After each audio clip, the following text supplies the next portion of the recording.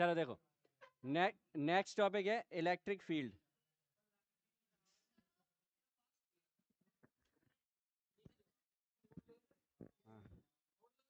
तो आप कितना मोड़ देंगे, तो बस इतना ही आएगा।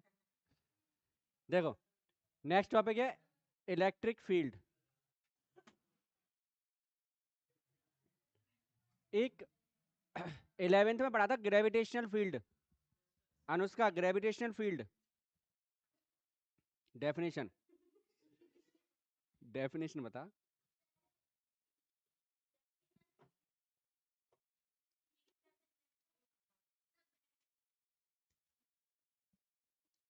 बोल और पे।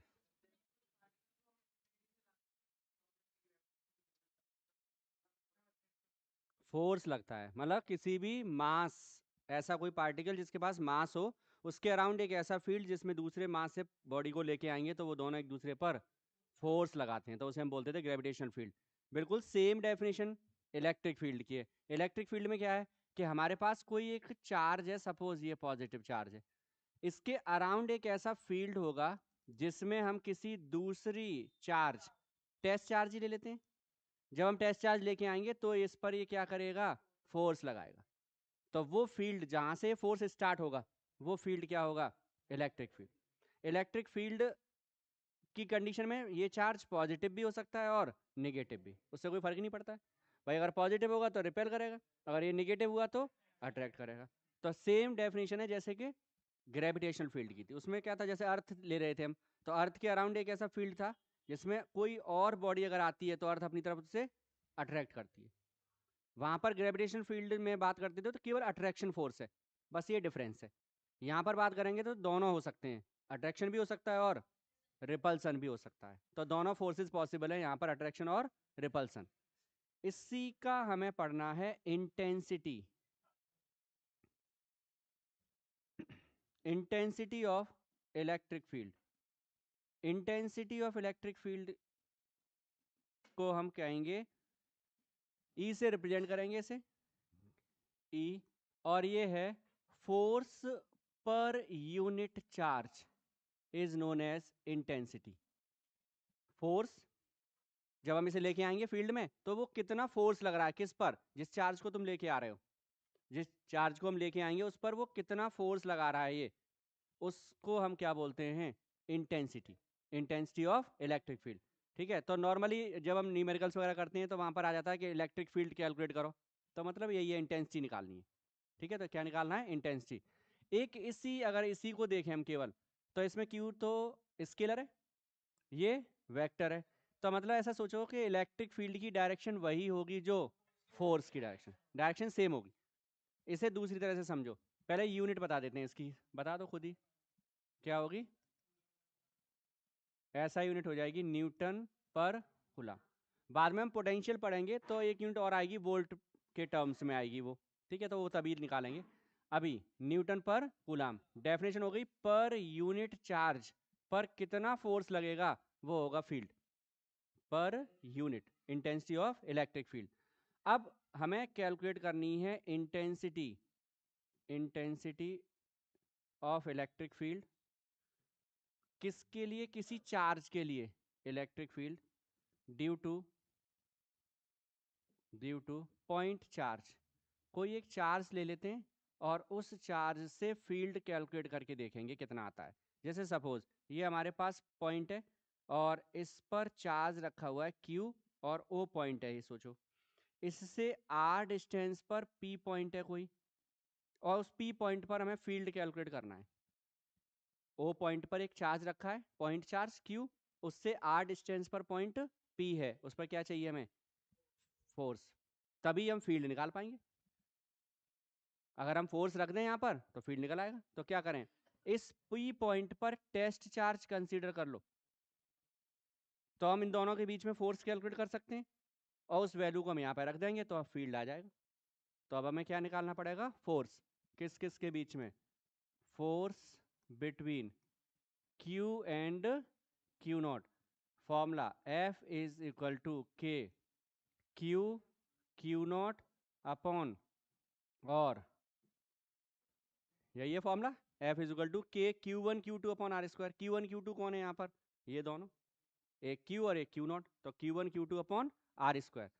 और ये क्या बता रहा है? Direction. First, by definition of electric field intensity, ठीक है, तो क्या है डेफिनेशन इसकी? E is equal to F upon, और इस पर भी वेक्टर लगा दो, यहाँ पर लगा दो। F की वैल्यू को फर्स्ट इक्वेशन से प्लेस करना है तुम्हें बस। तो E की वैल्यू कितनी आ जाएगी हमारे पास? F की value K Q naught upon R square R cap over, तो क्या बचेगा? इसे आगे ही देख लेते हैं। इलेक्ट्रिक फील्ड की वैल्यू कितनी आएगी हमारे पास? E इज इक्वल टू आएगा के क्यू अपॉन आर स्क्वायर, और इस फॉर्मूला में जो आर कैप आ रहा है ये, वो कहाँ से आया? यहाँ से।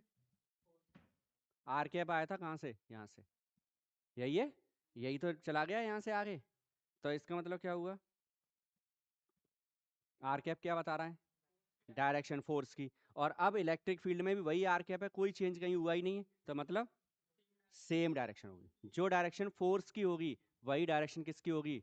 फील्ड की डायरेक्शन। तो फॉर्मूला हो गया। नॉर्मली हम इन स्केलर टर्म्स इसी को याद कर लेंगे, हम स्केलर के टर्म्स में लिखेंगे तो डायरेक्ट याद करेंगे के क्यू ओवर आर स्क्वायर। के की वैल्यू चाहो तो वो भी रख सकते हो तुम, E is equal to 1/4 pi epsilon naught Q upon R square, ऐसे भी लिख सकते हैं हम इसे। याद इसी को रखेंगे हम डायरेक्ट। क्या होगा? के क्यू अपॉन आर स्क्वायर, सीधे सीधे याद रख लेंगे, K Q upon R square direct. Clear? Direction कहाँ होगी? तो ये तो क्लियर हो गया किस डायरेक्शन में होगी, फोर्स, जो फोर्स की है। तो डायरेक्शन के लिए देखना क्या करेंगे हम, कुछ चीज याद करेंगे जो आगे तक काम आती रहे। डायरेक्शन, डायरेक्शन कैसे होगी? एक, फॉर पॉजिटिव चार्ज, अगर चार्ज पॉजिटिव है तो देखो ये हमने ले लिया पॉइंट चार्ज है पॉजिटिव, ठीक है, इससे आर डिस्टेंस पर पी पॉइंट होगा यहाँ पर, तो ये तो सपोज ओ, और यहाँ पर पी पॉइंट पर हम क्या कंसीडर करते हैं? Test charge. और टेस्ट चार्ज को हमेशा, तो इस पर फोर्स कितना लगेगा? रिपल्सन या अट्रैक्शन? रिपल्सन। ये पॉजिटिव है, ये भी पॉजिटिव है, तो डायरेक्शन इधर जाएगी, ये हो गया फोर्स। और जो फोर्स की डायरेक्शन होगी वही फील्ड की डायरेक्शन होगी। डायरेक्शन सेम हो गई। अभी लिखेंगे कुछ बाद में, पहले दूसरा पॉइंट देखते हैं। फॉर निगेटिव चार्ज,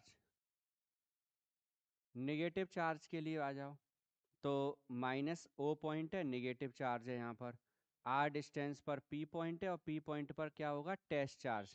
और टेस्ट चार्ज कैसा होगा? तो अब इस पर फोर्स तो इधर आएगा, ये फोर्स की डायरेक्शन होगी, और यही डायरेक्शन इलेक्ट्रिक फील्ड की भी होगी। तो डायरेक्शन कैसी होगी? सेम। तो इलेक्ट्रिक फील्ड की डायरेक्शन भी यही आएगी। अब इसे ऐसे लिख देते हैं यहाँ पर, पॉजिटिव चार्ज के लिए हम डायरेक्ट ऐसे याद करेंगे, direction of field will be सीधा पॉजिटिव टू पॉइंट, और यहाँ पर याद कर लेंगे point two negative, point two negative. ये दो बातें याद कर लो डायरेक्ट तुम, एक तो ये पॉजिटिव टू पॉइंट और पॉइंट टू नेगेटिव। इससे सीधे सीधे फील्ड की बात करेंगे। कहीं भी फील्ड आए तो हमें पॉजिटिव चार्ज दिया होगा या नेगेटिव चार्ज दिया होगा, और फील्ड पूछा होगा और उसने किसी पॉइंट पर कि किस पॉइंट पर निकालना है, इस पॉइंट पे, तो पॉजिटिव से उस पॉइंट की तरफ चले आओ तो वो फील्ड की डायरेक्शन आ जाएगी। ऐसे ही नेगेटिव के लिए क्या होगा? पॉइंट से नेगेटिव की तरफ जाएंगे तो पॉइंट टू नेगेटिव इसकी डायरेक्शन हो जाएगी। ये डायरेक्ट सोच लो, समझ गए? तो डायरेक्शन दो लाइनें याद हो जाएंगी। इलेक्ट्रिक फील्ड कहाँ होगा? पॉजिटिव टू पॉइंट, पॉइंट यानी कि जिस पॉइंट पर फील्ड कैलकुलेट करना है वो पॉइंट, और नेगेटिव के लिए होगा पॉइंट टू नेगेटिव, तो वो डायरेक्शन आ जाएगी।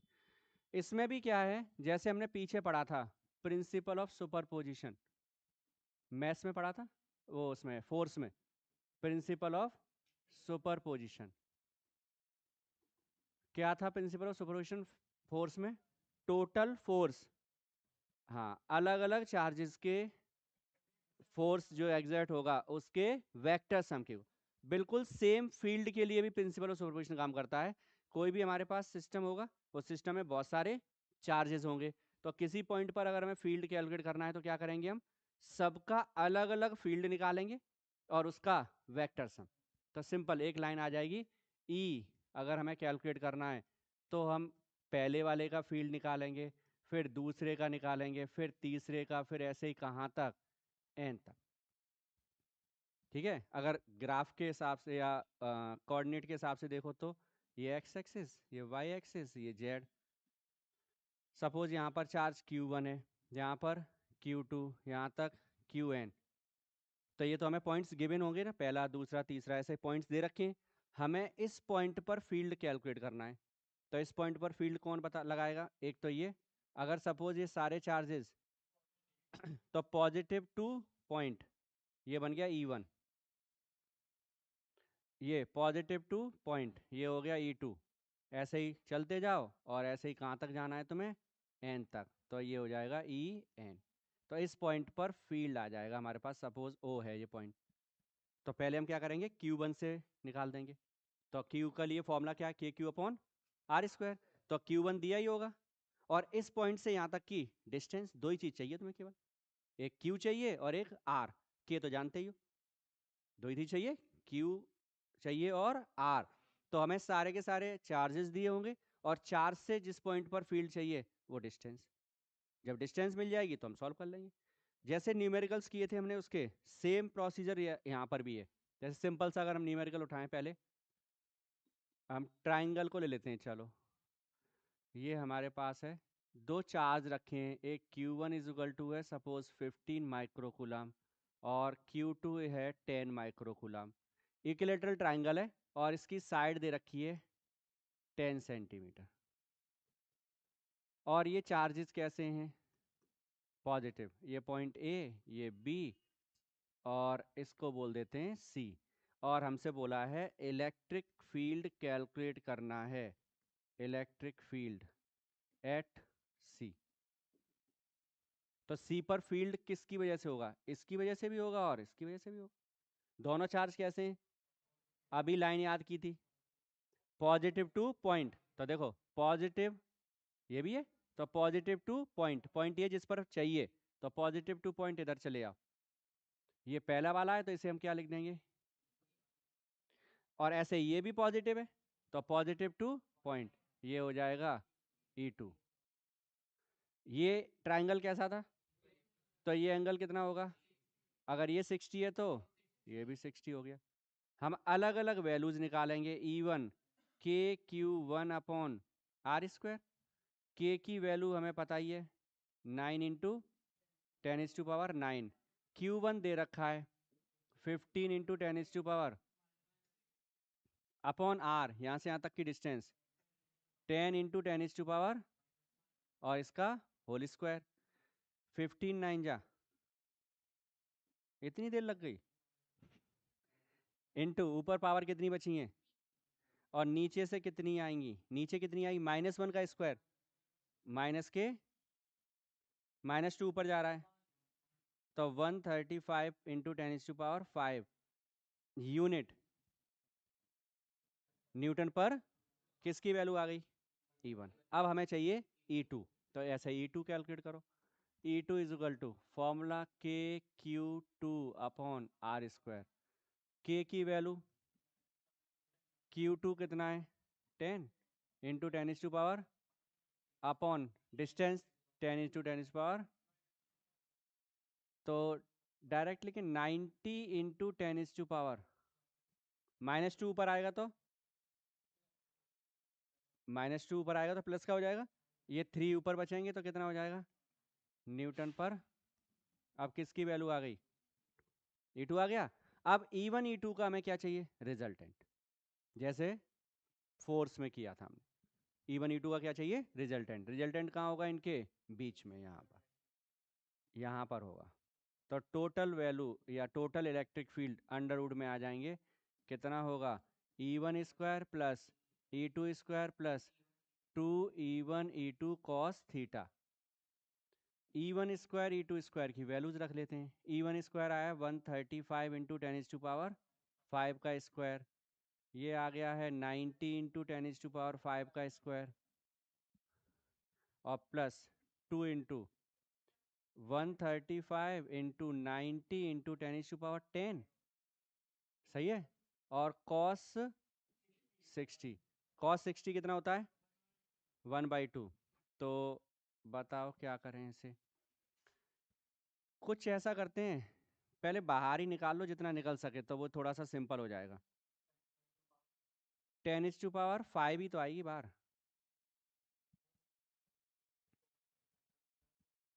नहीं, इसका स्क्वायर करेंगे तो 10⁻10 होगी। अंडर से बाहर निकालेंगे तो 10⁻5 ही आएगी। तो अंडर से बाहर निकाल दिया 10⁻5। अब थोड़ा सा सही है, ये 135 का स्क्वायर बचा, प्लस ये बचेगा 90 स्क्वायर, और प्लस cos 60 की वैल्यू 1/2 से 2, तो 135 × 90 ही बचेगा बस, क्योंकि 10⁻10 में से 5 बाहर चला गया। स्क्वायर करके सॉल्व कर लेंगे तो ये आंसर आ जाएगा हमारे पास। हो गया क्लियर। तो इस प्रोसेस को समझो तो ये पूरी तरह से फोर्स वाला प्रोसेस है, नया कुछ नहीं है इसमें। तो इलेक्ट्रिक फील्ड के जो न्यूमेरिकल्स हैं और फोर्स के, वो सेम पैटर्न पे चलेंगे। उसमें भी यही करते थे हम, एक एक करके फोर्स निकालते थे प्रिंसिपल ऑफ सुपरपोजिशन से। तो प्रिंसिपल ऑफ सुपरपोजिशन फोर्स के लिए भी है और फील्ड के लिए भी, इलेक्ट्रिक फील्ड के लिए भी। तो प्रोसेस समझ में आ गया।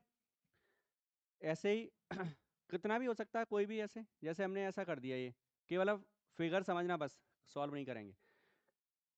यहाँ पर है +q -q +q और -q, कुछ भी दे देते हैं, A B C और D।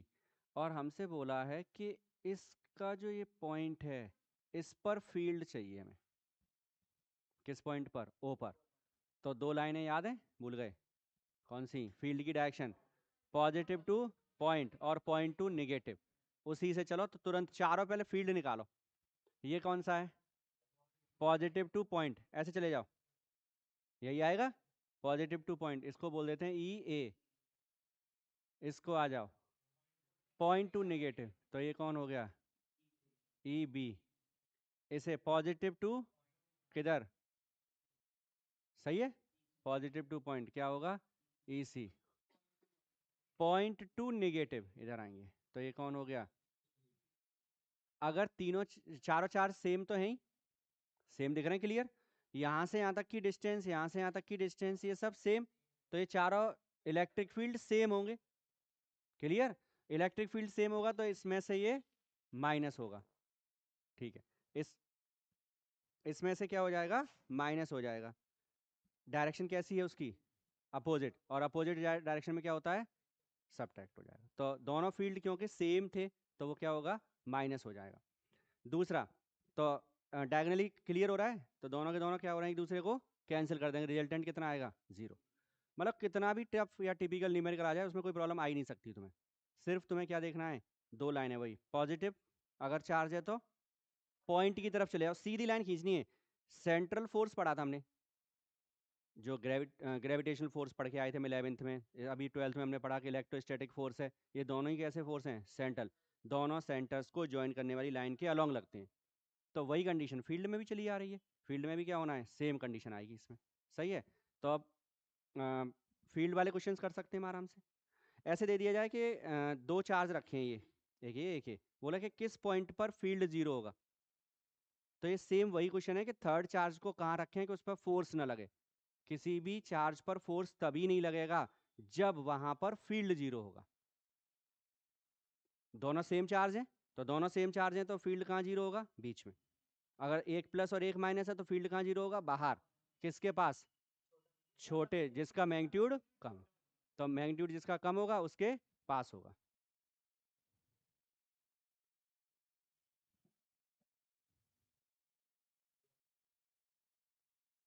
ठीक है, तो उसी को देख के चलेंगे।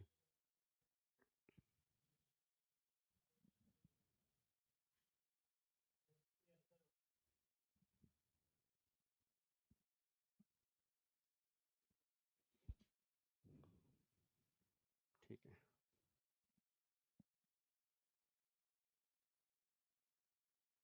तो इसमें हमारे पास ये तो क्लियर हो गया था। लास्ट वो गायब है ना। एक डायरेक्शन इधर आई थी, एक इधर आई थी, एक इधर आई थी और एक इधर, यही था। और ये रिजल्टेंट कितना आएगा इसमें, 0। जो मैं अभी बोल रहा था वो ये था कि जैसे हमारे पास एक चार्ज है प्लस क्यू और Q1 और दूसरा है, अब वो बोल रहा है इनके बीच में डिस्टेंस r है, तो ऐसा पॉइंट बताओ वेयर इलेक्ट्रिक फील्ड विल 0। तो जहाँ 0 होगा तो वो सेम, अगर दोनों चार्ज पॉजिटिव पॉजिटिव है तो इनके बीच में ही कहीं होगा। तो यहाँ से यहाँ तक की डिस्टेंस x और remaining distance r minus x, ये पॉजिटिव है, डायरेक्शन फील्ड की क्या होगी, पॉजिटिव टू, तो ये सपोज a और ये b, इधर जाएंगे हम, ये हो गया E a या E1 कुछ भी बोल दो। पॉजिटिव ये भी है, पॉजिटिव टू पॉइंट, ये क्या है E2।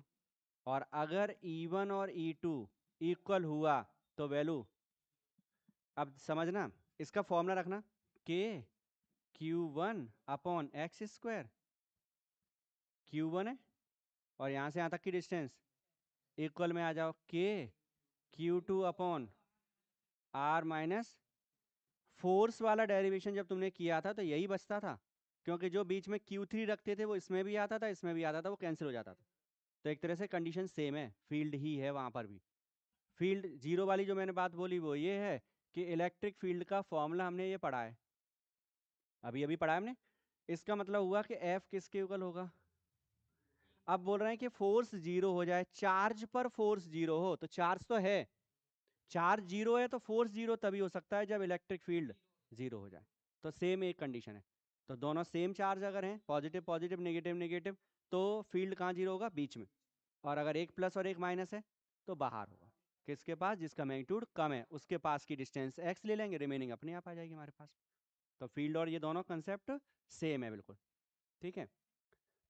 इसके बाद एक चीज और सोच के चलते हैं हम इसमें, जैसे हम ये बोल रहे थे कि स्टार्टिंग की थी कि पॉजिटिव चार्ज है, इसके चारों तरफ एक ऐसा फील्ड जिसमें हम क्या करेंगे, किसी टेस्ट चार्ज को लेके आएंगे, तो वो इस पर क्या लगा रहा है, फोर्स, उसको हम बोलते हैं फील्ड।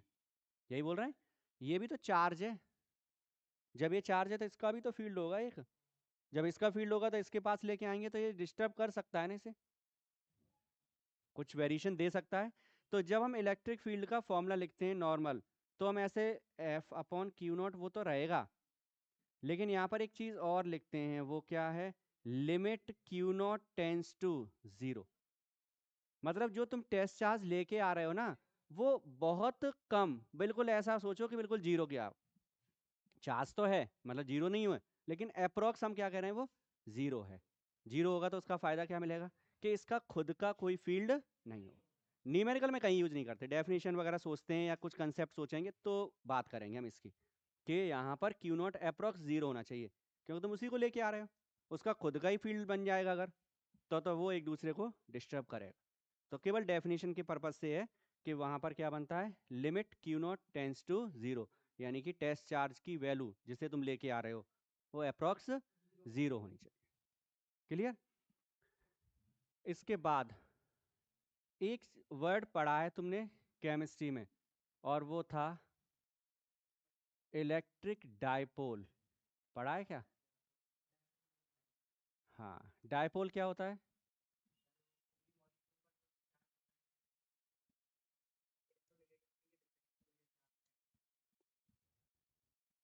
बोलो।